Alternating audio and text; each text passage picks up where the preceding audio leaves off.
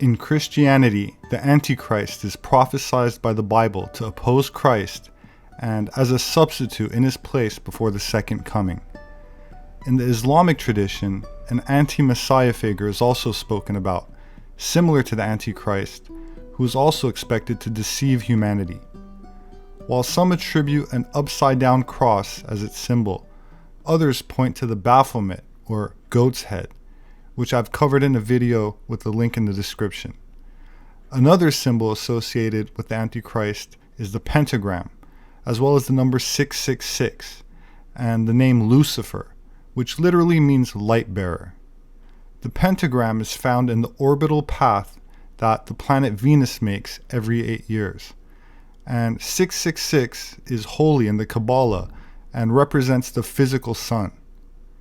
Of course, the eye symbol is also often associated with several goddesses, with Lucifer, as well as the Antichrist. The eye can be found in ancient Egypt, all over the Mediterranean, and even on the back of the $1 bill. It also plays a prominent role as a symbol in mythology and in ancient art.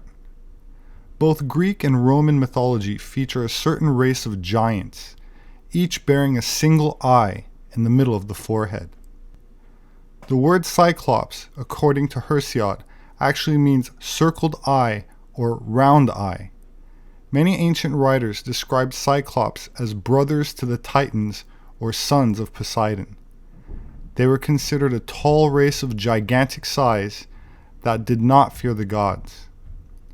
In his work called Theogony, Hesiod goes on to explain, quote, "These were like the gods in other regards, but only one eye was set in the middle of their foreheads, and they were called Cyclops, meaning circled eye, by name, since a single circled shaped eye was set in their foreheads.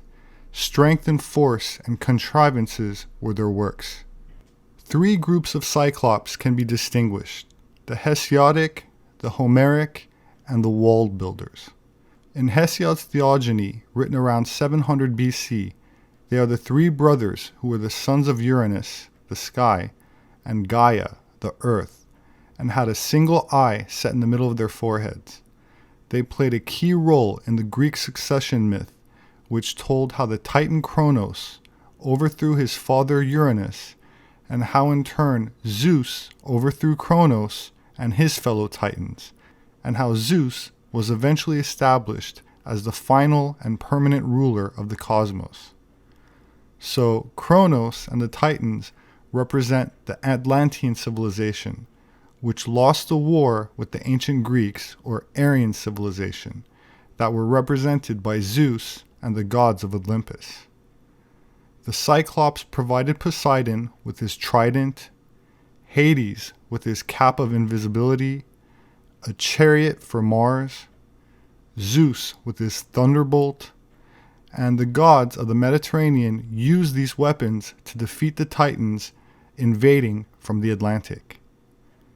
In Homer's Odyssey, the hero Odysseus encounters the Cyclops Polyphemus, the son of Poseidon, a one-eyed, man-eating giant who lives with his fellow Cyclops in a distant land. Homer described a very different group of Cyclops than the skilled craftsmen of Hesiod. Homer's Cyclops live in the world of men rather than among the gods, and are presented as shepherds who live in caves with no knowledge of agriculture, ships, or craft, and live without any laws or regard for Zeus. They have no wine and live on milk, cheese, and the meat of sheep. They live solitary lives, have no government, are inhospitable to strangers, and slaughter and eat all who come to their land. According to Homer, the Cyclops were, quote, "an overweening and lawless folk who, trusting in the immortal gods, plant nothing with their hands nor plow, but all these things spring up for them without sowing or plowing, wheat and barley and vines, which bear the rich clusters of wine, and the rain of Zeus gives them increase. Neither assemblies for council have they, nor appointed laws, but they dwell on the peaks of lofty mountains, in hollow caves, and each one is a lawgiver to his children and his wives, and they reck nothing one of another. While Homer is vague as to their location, Euripides and Virgil locate the land of the Cyclops on the island of Sicily near Mount Etna. According to the 1st century BC Roman poet Virgil, quote, "In the vast cave of the Cyclops were forging iron. They had a thunderbolt which their hands had shaped, like the many that the Father hurls down from all over heaven upon earth, in part already polished, while part remained unfinished. 3 shafts of twisted hail they had added to it, 3 of watery cloud, 3 of ruddy flame, and the winged south wind.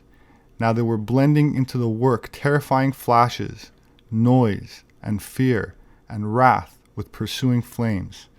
Elsewhere they were hurrying on for Mars a chariot and flying wheels, eagerly with golden scales of serpents, interwoven snakes, and on the breast of the goddess, the Gorgon herself, with neck severed and eyes revolving." So this is interesting when he talks about them making thunderbolts, like the many that the Father hurls down all over the earth. Many cultures around the world, including those of Mesoamerica and the Native American Indians of North America, and even in South America, refer to the many bifacial stone spear tips found all over the place as remnants of thunder. These ancient stone spear and arrow tips are called Clovis in the New World and Solutrean in Europe, and many civilizations believed that they were left over from when lightning strikes the ground.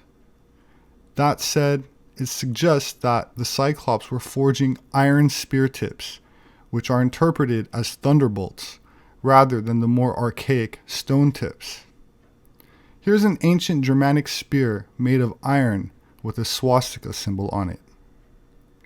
Cyclops were also said to have been the builders of the so-called Cyclopean walls of Mycenae, Tiryns, and Argos, composed of massive stones that seemed too large and heavy to have been moved by ordinary men.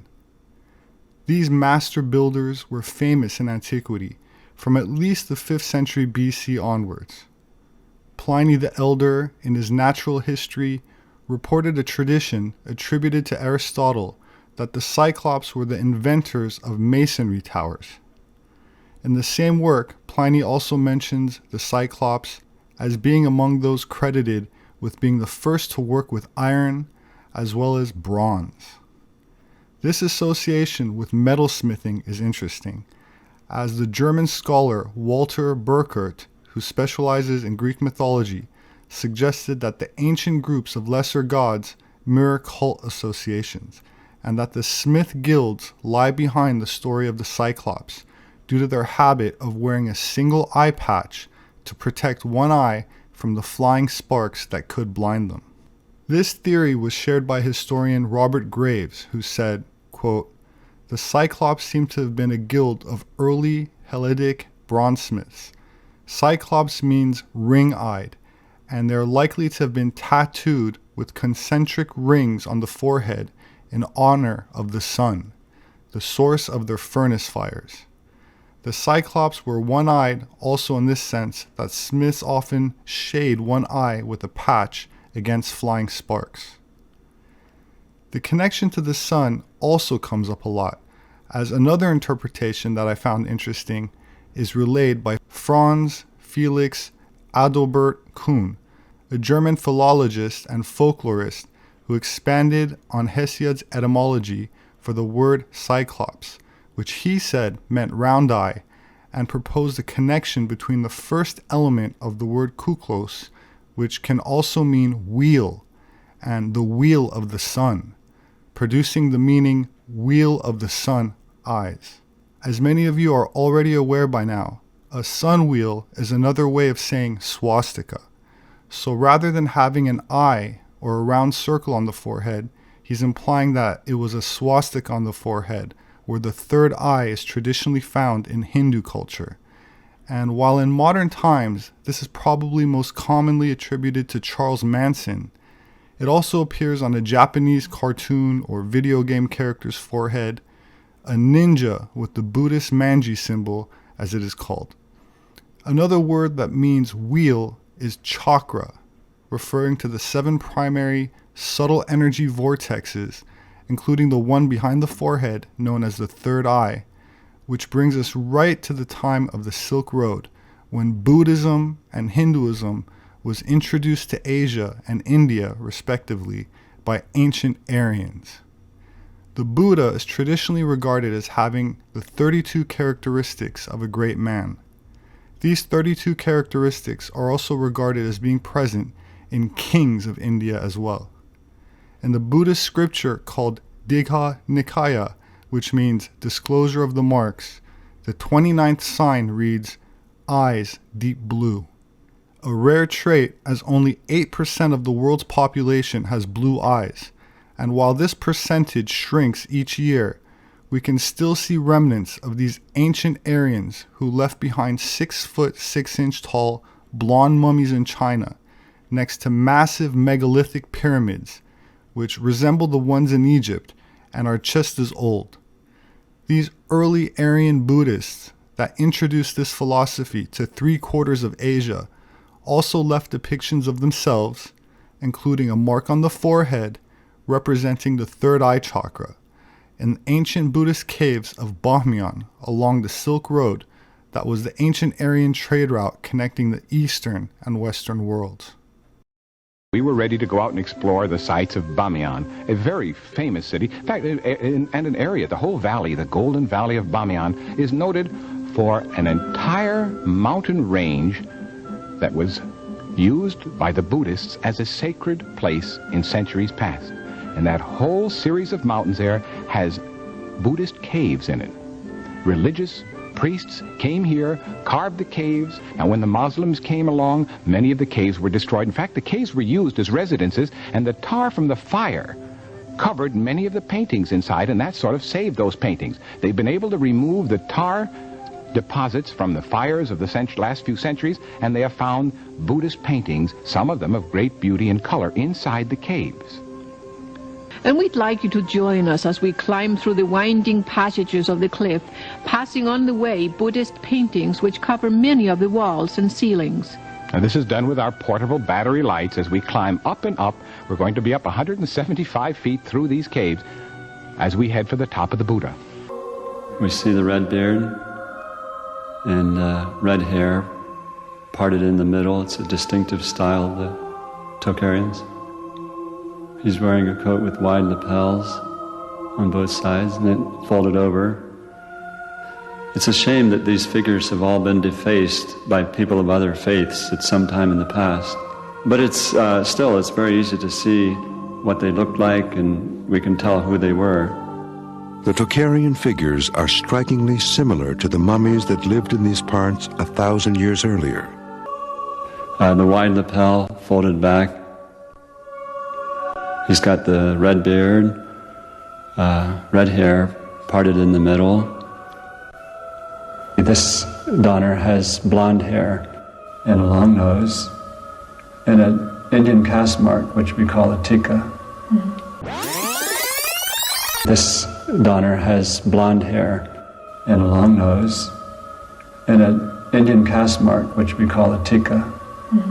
So he's a local person, Tocharian, but wearing elements of costume. They're Sasanian or Persian influenced and has an Indian caste mark. So we see it's a combination of various traits. It is interesting to note that in the Omni Bonum, a 14th century encyclopedia compiled in London, this is how the Antichrist is depicted, seated on a rainbow with a third eye in the center of his forehead.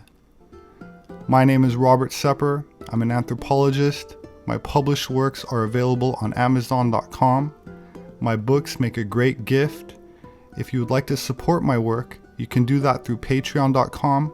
There should be a link in the description section for those who are interested. I appreciate it very much. Thank you. Please hit the like button and don't forget to subscribe for future updates. As always, I look forward to reading your thoughts. so please leave me a comment below. Please have a wonderful week, and I hope to see you again soon.